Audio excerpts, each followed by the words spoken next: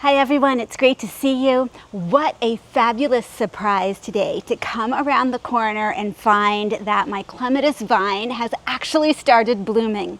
Now this is year 3 for this clematis vine.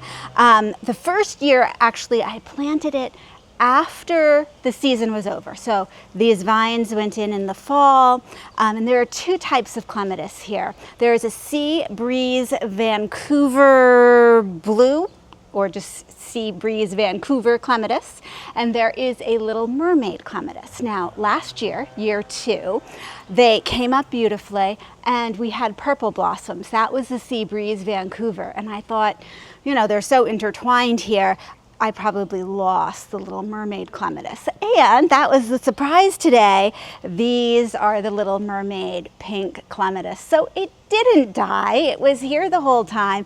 It just took a couple years to really put on the growth that it needed. And we have a lot of blossoms up top. We have some tucked in here. Oh, there's one down here. They're just really beautiful. And these have that gorgeous floofy center that will leave floofy seed pods there once they're done blooming.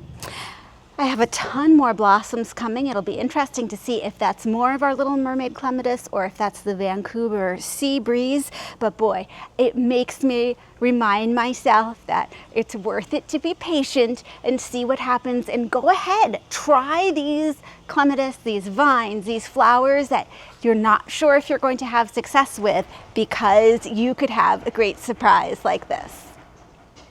Thanks so much for joining me, and I'll see you in the next video.